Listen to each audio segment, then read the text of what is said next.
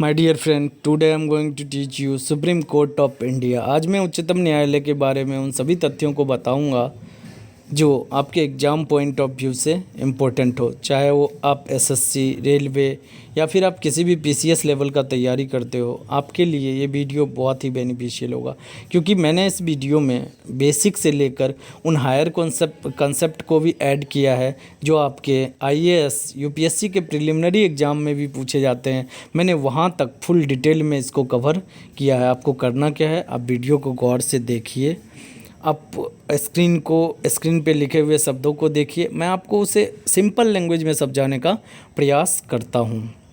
तो without wasting time start करते हैं।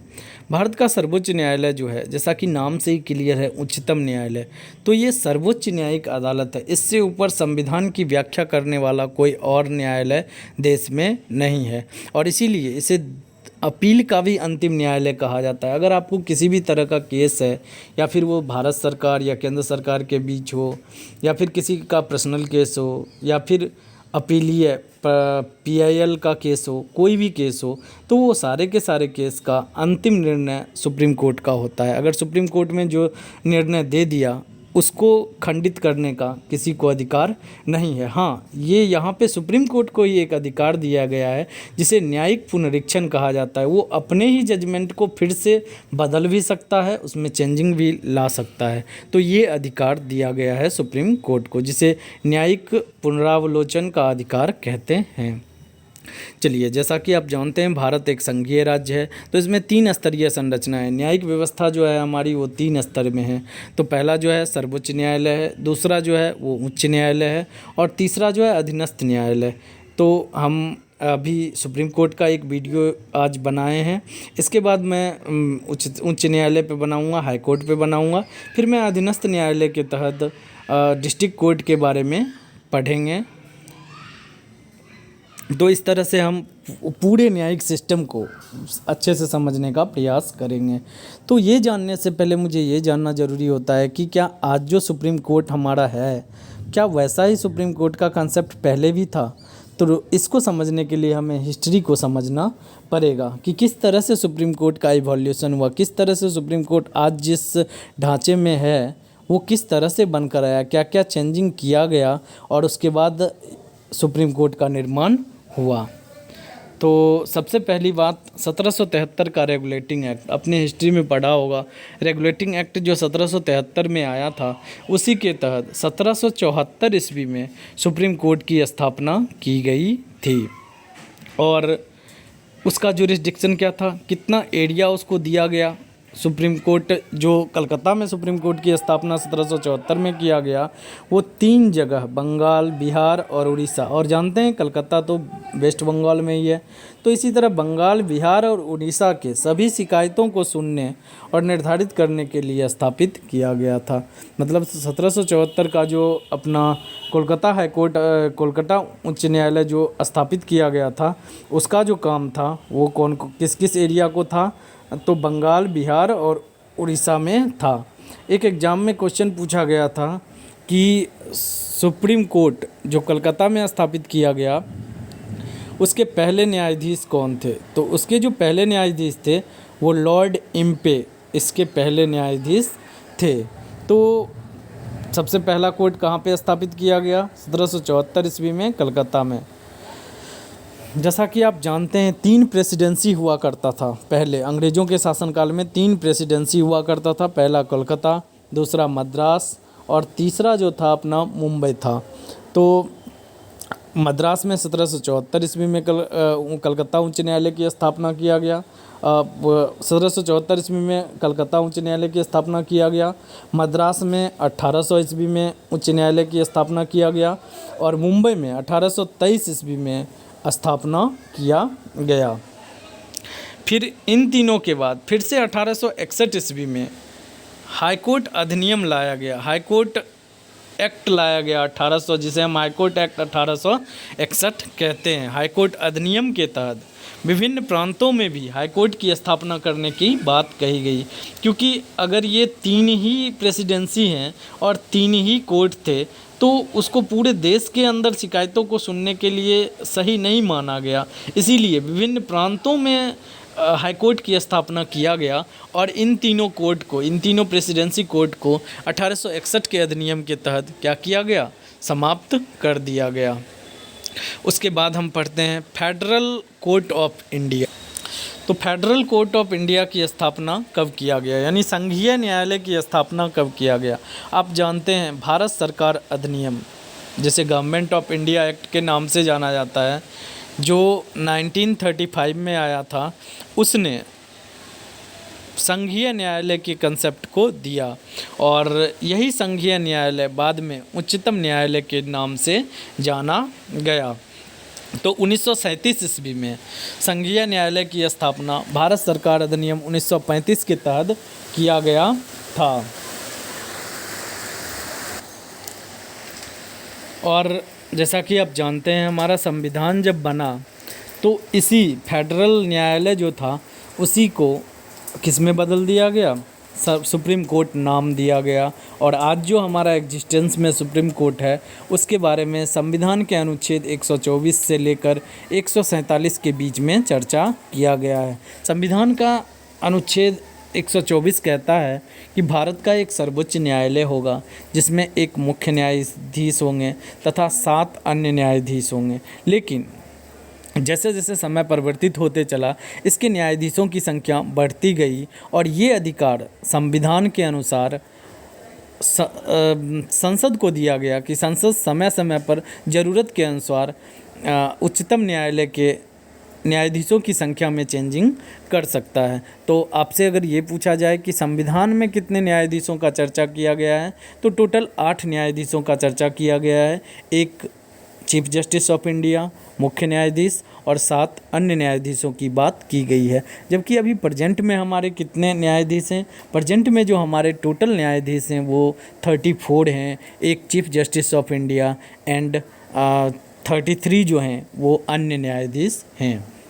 तो ये किस तरह से चेंजिंग हुआ, तो वो हम देखते हैं। 1986 टू 2009 इस साल के बीच में 26 न्यायाधीश टोटल रहे हैं, जिसमें से एक चीफ जस्टिस ऑफ इंडिया थे और 25 अन्य न्यायाधीश रहे हैं। फिर 2009 में संशोधन किया गया। 2009 से 2014 के बीच में 31 न्यायाधीश टोटल रहे हैं, जिसमें से एक चीफ जस्टिस ऑफ इंडिया और 30 अन्य न्यायाधीश रहे हैं। फिर 2014 से अभी तक जो हमारे संविधान में हमारे सुप्रीम कोर्ट में जो न्यायाधीशों की संख्या है वो 34 है टोटल, जिसमें से एक चीफ जस्टिस ऑफ इंडिया और 33 अन्य न्यायाधीश। अब जरा हम ये जानते हैं कि संविधान सुप्रीम कोर्ट के बारे में किस किस अनुच्छेद में व्याख्या करता है और संविधान सुप्रीम कोर्ट को किस तरह से डिफाइन किया है। इसको समझने के लिए हमें कॉन्स्टिट्यूशनल प्रोविज़न को पढ़ना पड़ेगा। संवैधानिक प्रावधान क्या क्या किए गए हैं, तो संवैधानिक प्रावधान में संविधान का जो भाग 5 है उसमें अनुच्छेद 124 से लेकर 147 तक सुप्रीम कोर्ट के गठन की बात की गई है। सुप्रीम कोर्ट का स्वतंत्रता क्या क्या उसको दिया गया है। सुप्रीम कोर्ट के अधिकार क्षेत्र कौन कौन से दिए गए हैं, वो किस किस बातों पे अपना निर्णय दे सकता है, इसकी चर्चा की गई है। फिर संविधान ने उनकी शक्तियों के बारे में और प्रक्रियाओं के बारे में, किस तरह से सुप्रीम कोर्ट कार्य करेगा, इन सभी चीज़ों के बारे में अनुच्छेद दिया है, जो कि 124 से लेकर 147 सुप्रीम कोर्ट को डिफाइन करता है। अब हम थोड़ा सा ये जानते हैं कि इसका जो अधिकार क्षेत्र है वो मेनली मोटे तौर पर 3 तरह से बांटा जाता है। हालांकि इसके अधिकार क्षेत्र और इसकी शक्तियाँ बहुत ही ज़्यादा है, लेकिन फिर भी मूल रूप से अगर हम बांटें तो 3 तरह का होता है: original jurisdiction, appellate jurisdiction and advisory jurisdiction. तो ये 3 तरह के होते हैं: मूल अधिकार क्षेत्र, अपीलीय अधिकार क्षेत्र और सलाहकार क्षेत्राधिकार। ये 3 क्षेत्र आते हैं। मैं इसका डिटेल में इस वीडियो के लास्ट में चर्चा करूँगा, क्योंकि ये सुप्रीम कोर्ट की शक्तियों के अंतर्गत हम पढ़ेंगे। अभी हम कुछ और बातें सुप्रीम कोर्ट के बारे में जानते हैं। सुप्रीम कोर्ट में सीट कहने का मतलब क्या है, सीट या बेंच कहने का मतलब है सुप्रीम कोर्ट तो एक ही रहेगा देश में, लेकिन सुप्रीम कोर्ट के कार्यों को आसान बनाने के लिए उसके बेंच की स्थापना की जाती है। कुछ जज दूसरे जगह भी बैठते हैं, जिसका पावर उतना ही होता है जितना सुप्रीम कोर्ट का होता है। तो संविधान सर्वोच्च न्यायालय की सीट के रूप में दिल्ली की घोषणा करता है। दिल्ली में जो संविधान का एक बेंच संविधान का बोल रहे हैं, ये सुप्रीम कोर्ट का जो एक बेंच बना हुआ है, वो इसकी व्याख्या संविधान में किया गया है। तो यह सीजेआई को सर्वोच्च न्यायालय की सीट के रूप में अन्य स्थानों या स्थानों को नियुक्त करने के लिए अधिकृत करता है। संविधान में ऐसा कहा गया है, चीफ जस्टिस ऑफ इंडिया जहां उसको ज़रूरत लगे, सुप्रीम कोर्ट तो दिल्ली में ही रहेगा, लेकिन उसको जहां भी ज़रूरत लगे वहां पे सुप्रीम कोर्ट का एक बेंच स्थापित कर सकता है। तो ये अधिकार संविधान ने किसको दिया है? चीफ जस्टिस ऑफ इंडिया, जो उस समय के वर्तमान मुख्य न्यायाधीश रहेंगे, उनके अधिकार क्षेत्र में ये आता है कि वो किस जगह पे सुप्रीम कोर्ट का एक बेंच स्थापित करना चाहेंगे। और ये ऐसा कैसे कर सकते हैं? तो राष्ट्रपति के अनुमोदन से ही इस संबंध में निर्णय ले सकता है। यह प्रावधान केवल वैकल्पिक है, अनिवार्य नहीं है। ये सिर्फ राष्ट्रपति से जो अनुमोदन लेने का बात है, यह अनिवार्य नहीं है। अगर सीजेआई चाहे तो वो अपने भी मन से कहीं पे भी सुप्रीम कोर्ट का एक बेंच स्थापित कर सकता है। वैसे संविधान ने कहा है कि राष्ट्रपति से इसके बारे में अनुमोदन लेना चाहिए। चलिए अब थोड़ा हम समझते हैं कि सर्वोच्च न्यायालय की प्रक्रिया क्या क्या है। तो भारत के सर्वोच्च न्यायालय के पास राष्ट्रपति को परामर्श देने की शक्ति है कि वह न्यायालय के व्यवहार और प्रक्रियाओं को विनियमित करता है। मतलब ये एक पावर होता है। सुप्रीम कोर्ट, राष्ट्रपति को भी सुप्रीम कोर्ट से सलाह लेने का अधिकार होता है किसी भी मुद्दों पर, और सुप्रीम कोर्ट भी न्यायिक संबंध से जुड़े हुए किसी भी सलाह को राष्ट्रपति को देता है। संविधान के मामले आमतौर पर 5 न्यायाधीशों वाली एक पीठ के द्वारा तय किया जाता है। अब ये संवैधानिक मामले आपने सुना होगा कि एक केस हुआ और इसमें 5 जजों की एक बेंच बनाई गई, 5 जजों की एक पीठ बनाई गई, संविधान पीठ बनाई गई। ये क्या होता है? ये होता है कि कोई भी संविधान में संविधान को अगर व्याख्या करना है तो वैसे केस में 5 जज होंगे तथा अन्य जो भी शिकायतें होगी उस पर सुनवाई के लिए 3 जजों का, कम से कम 3 जजों का एक पीठ तैयार किया जाएगा। या आप न्यूज़ में बहुत सारा सुनते हो, संवैधानिक पीठ ने या सुप्रीम कोर्ट के पीठ ने, इस तरह से आपने सुना होगा। तो जब आपसे ये पूछा जाए कि संवैधानिक पीठ में कितने जज होते हैं, तो संवैधानिक पीठ जो संविधान के व्याख्या करता है उसके लिए 5 होंगे, तथा सुप्रीम कोर्ट के अन्य चीज़ों की व्याख्या करने के लिए या उस पर डिसीजन लेने के लिए जो बनाए जाएंगे उसमें कम से कम 3 सदस्य होते हैं। चलिए अब हम थोड़ा जानते हैं कि सुप्रीम कोर्ट के जो जज होते हैं उनकी एलिजिबिलिटी क्राइटेरिया क्या होती है, और यही सेम सुप्रीम कोर्ट के चीफ जस्टिस के लिए भी होता है। क्योंकि आगे मैं आपको बताऊंगा कि संविधान सुप्रीम कोर्ट के चीफ जस्टिस के नियुक्ति पे और संविधान सुप्रीम कोर्ट के चीफ जस्टिस के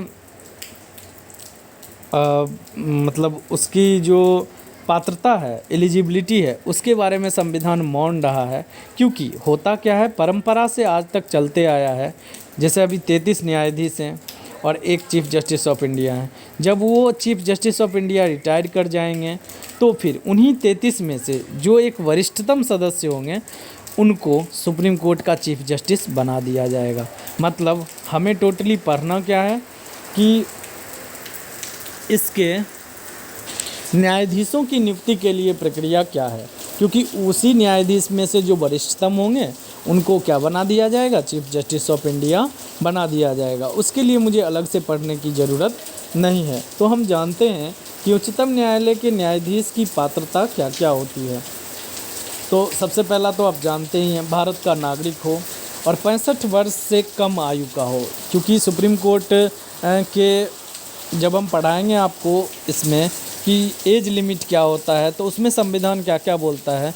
उसमें संविधान कहता है कि 65 साल से कम आयु का हो तो वह भारत का नागरिक हो, 65 साल से कम आयु का हो और उच्चतम न्यायालय के न्यायाधीश के रूप में नियुक्त किए जाने की सिफारिश का पात्र हो। तो मेनली आप जानिए कि वह भारत का नागरिक हो और 65 साल से कम उम्र का हो। उसके बाद जो मेन चीज़ है वो समझने का प्रयास कीजिए। वह कम से कम 5 वर्षों के लिए एक या एक से अधिक उच्च न्यायालय का न्यायाधीश हो। किसी भी उच्च न्यायालय में वह 5 वर्षों तक जज के रूप में कार्य किया हो, तभी वो सुप्रीम कोर्ट का जज बन सकता है। अगर ऐसा नहीं है, अगर उसने 5 वर्षों तक किसी भी उच्च न्यायालय में जज के रूप में कार्य नहीं किया है, तो वह कम से कम 10 वर्षों के लिए एक या एक से अधिक उच्च न्यायालय में वकील के रूप में कार्य किया हो। मतलब कि या तो वो 5 वर्षों तक किसी हाई कोर्ट में जज रहा हो। अगर वो जज नहीं रहा है तो वो 10 वर्षों तक किसी भी हाई कोर्ट में, ज़रूरी नहीं है कि अभी पटना हाई कोर्ट में है तो फिर यहीं पे 10 साल उसको वकील के रूप में कार्य करना, नहीं। अगर 7 साल पटना हाई कोर्ट में वकील के रूप में कार्य किया है और 3 साल फिर लखनऊ हाई कोर्ट में वकील के रूप में कार्य किया है, टोटल उसका 10 साल पूरा हो गया, तो वो सुप्रीम कोर्ट का जज बनने के लायक है। या फिर तीसरा क्राइटेरिया होता है कि वह राष्ट्रपति के विचार में एक प्रतिष्ठित न्यायविद हो। ये कहने का मतलब क्या है कि राष्ट्रपति अगर उसे समझता है कि वो संविधान का जानकार है, वह सुप्रीम कोर्ट के जज के रूप में बन सकता है, तो वह सुप्रीम कोर्ट का जज बनेगा। एक मोटे तौर पे मैं आपको बताऊं तो वह भारत का नागरिक हो, उसकी उम्र 65 वर्ष से कम हो। उसके बाद वह या तो हाई कोर्ट में जज रहा हो 5 साल तक, या फिर वो हाई कोर्ट में 10 साल तक वकील के रूप में कार्य किया हो, या वो भी नहीं है तो राष्ट्रपति के नज़र में वह विधि का ज्ञाता हो। तो ऐसे केस पे क्या होता है, सुप्रीम कोर्ट का जज के रूप में उस व्यक्ति को नियुक्त किया जा सकता है। आगे बढ़ते हैं। अपॉइंटमेंट ऑफ द जजेज, ये बहुत ही उलझा हुआ टॉपिक है और मैं आपको इसको आसानी से समझाने का प्रयास करता हूँ, क्योंकि एग्ज़ाम में जो यूपीएससी में क्वेश्चन आते हैं इसी टॉपिक से ज़्यादा पूछे जाते हैं। क्योंकि जजों की नियुक्ति की प्रक्रिया है वो अनस्टेबल रहा है। अभी कॉलेजियम सिस्टम है, लेकिन इससे पहले बहुत सारे चेंजिंग इसमें आए। तो क्या क्या चेंजिंग आए, किस तरह से विवाद हुआ जजों की नियुक्ति को लेके, तो उसके बारे में हम पढ़ते हैं। संविधान का अनुच्छेद 124 कहता है कि राष्ट्रपति उच्चतम न्यायालय व उच्च न्यायालय के न्यायाधीशों से विचार विमर्श कर न्यायाधीशों की नियुक्ति करेगा। देखिए यहाँ पे स्टूडेंट को अगर ये पॉइंट मिल जाए कि उच्च न्यायालय के न्यायाधीशों से विचार विमर्श करके राष्ट्रपति सुप्रीम कोर्ट के न्यायाधीश की नियुक्ति करता है, तो वो सबसे पहले ही इसे गलत मान लेगा। और कहा गया है कि राष्ट्रपति इस संदर्भ में मुख्य न्यायाधीश से अवश्य परामर्श करेंगे। इसका मतलब क्या हुआ कि राष्ट्रपति को अधिकार है कि उच्चतम न्यायालय में कौन से जज नियुक्त होंगे उसको नियुक्ति करने का, लेकिन वो सबसे पहले चीफ जस्टिस ऑफ इंडिया से सजेशन लेंगे और फिर उच्चतम न्यायालय के जो जज होंगे उससे सजेशन लेंगे, या फिर हाई कोर्ट के जो जज होंगे उससे वो सजेशन लेके किसी भी न्यायाधीश की नियुक्ति करेंगे सुप्रीम कोर्ट में। ऐसा बात कहा गया है।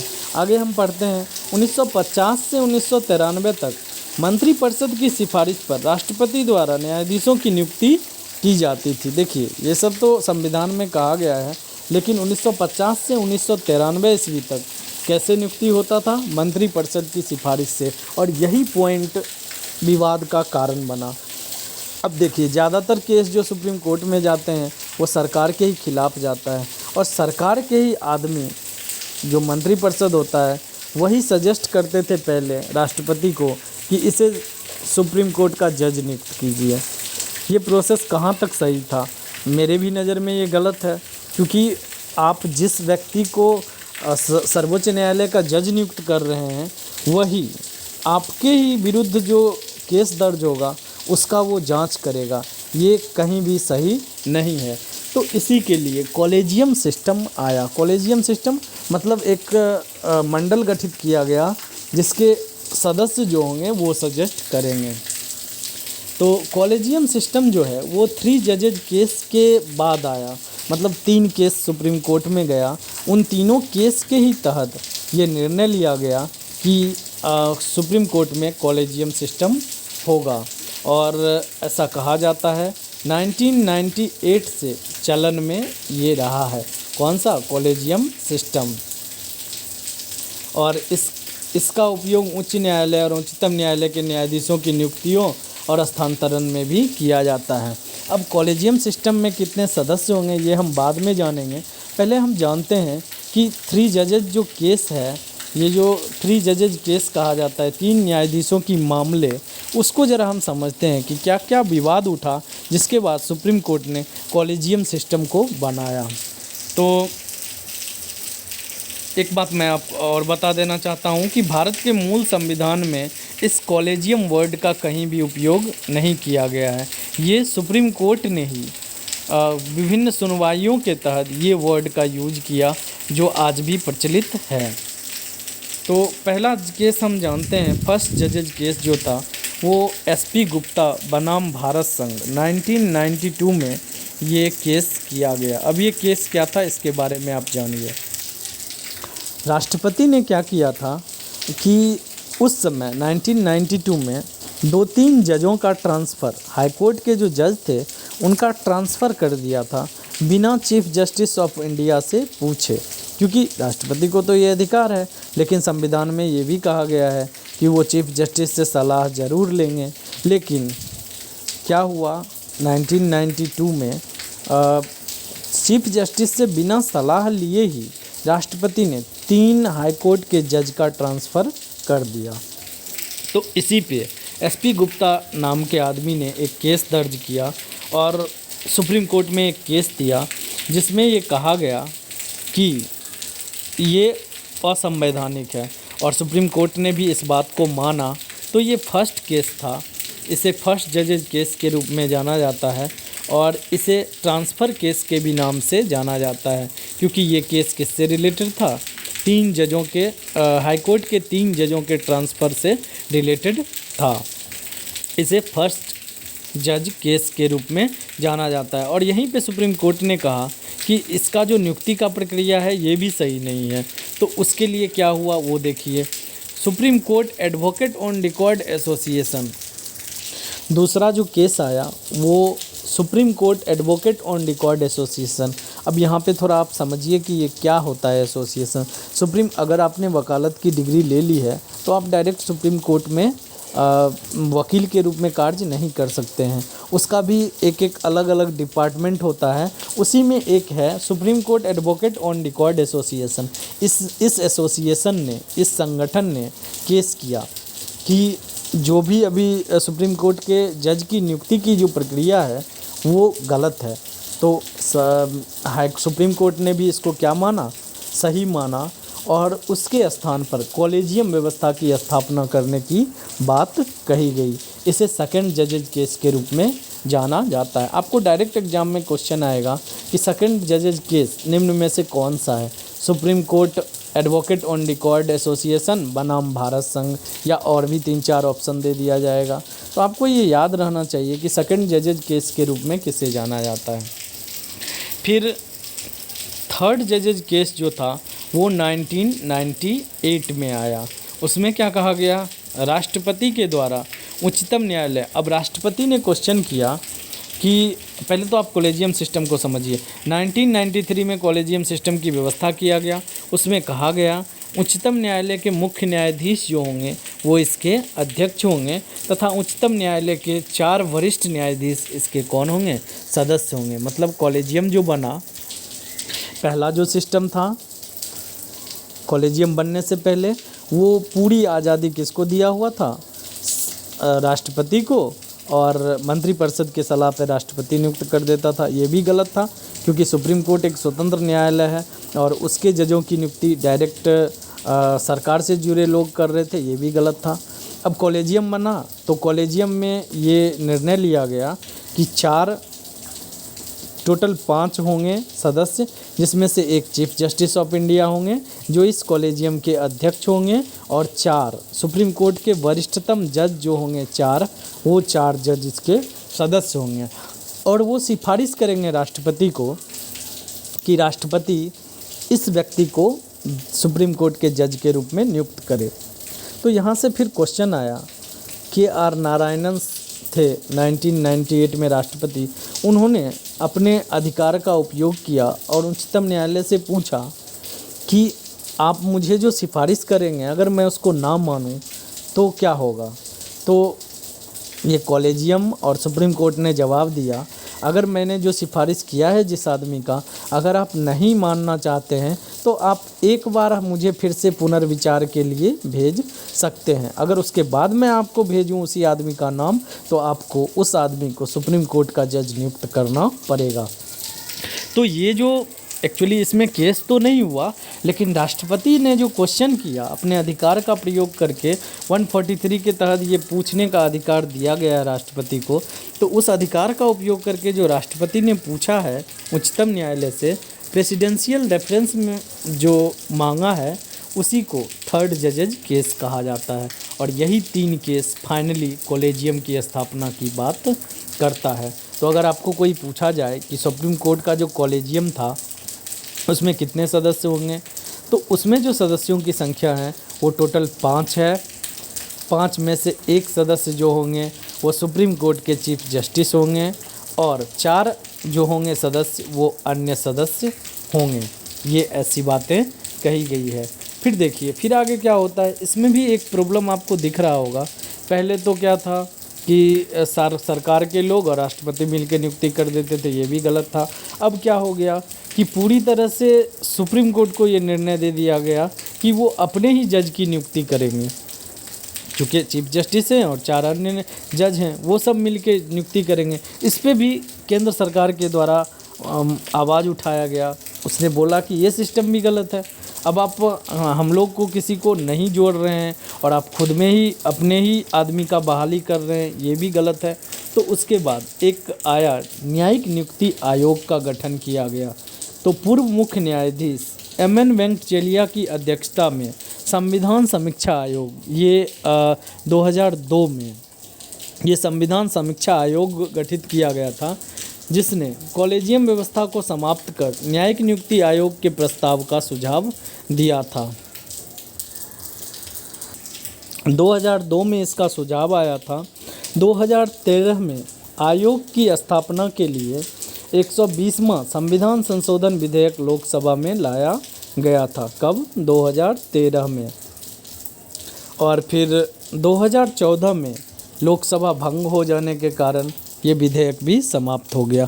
आपको पता होगा अगर कोई विधेयक संविधान में संसद में लाया जाता है और उस समय लोकसभा अगर भंग हो जाता है तो फिर वो विधेयक भी समाप्त हो जाता है। फिर क्या होता है, अगस्त 2014 में जब मोदी सरकार बन के आते हैं तो उसके बाद लगभग 2-3 महीने के ही बाद, मई में बन के आए थे अगस्त में, इसके स्थान पर फिर से 121वां संविधान संशोधन विधेयक लोकसभा में लाया गया और 31 दिसंबर 2014 को राष्ट्रपति ने इसे अपनी स्वीकृति दे दी। मतलब दोनों संसद से भी पास हो गया और ये सर्वसम्मति से पास किया गया कि न्यायिक नियुक्ति आयोग का गठन किया जाए, जिसमें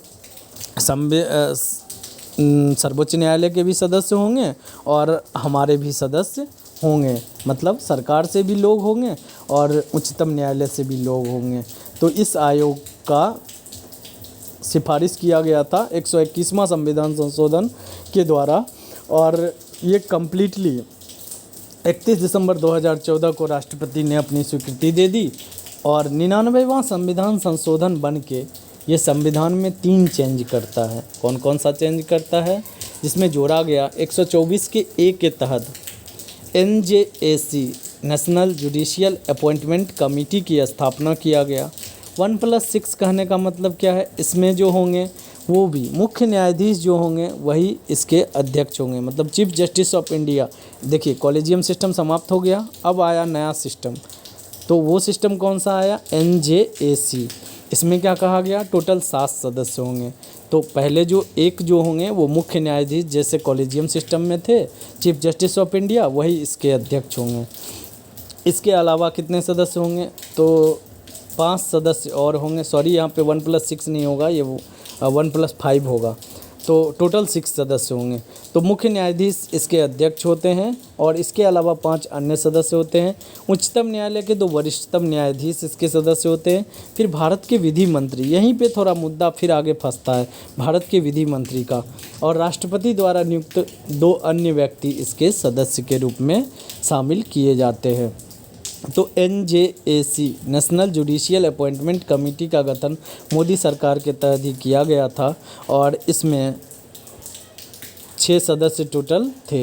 दूसरा जो संविधान में संशोधन किया गया वो NJAC के कार्यों का उल्लेख किया गया 124B के तहत, और 124C के तहत कानून बनाने का अधिकार संसद को दिया गया। NJAC में अगर कोई परिवर्तन किया जाए, कोई भी संशोधन किया जाए, तो उसका अधिकार किसको दे दिया गया, संसद को दे दिया गया। लेकिन फिर क्या होता है, फिर से supreme court advocate on record association ने बोला, देखिए यहाँ पे क्या बात फंसा कि भारत के विधि मंत्री को इसमें शामिल कर लिया गया और आपने पहले से अधिकार दे रखा है कि सर्वोच्च न्यायालय राष्ट्रपति को कि आप एक बार उसको क्या कर सकते हैं, लौटा सकते हैं। और यहाँ पे राष्ट्रपति ने बोला ठीक है, मैं अगर एक बार लौटा दूं तो फिर क्या होगा, तो यहाँ पे कहा गया कि अगर आप एक बार लौटाएंगे तो हम सब मिलके, जब तक 6 का 6 सदस्य मिलके पास करके आपको नहीं भेजेंगे तब तक आप उस पर साइन नहीं कीजिएगा। और इसमें एक विधि मंत्री भी है।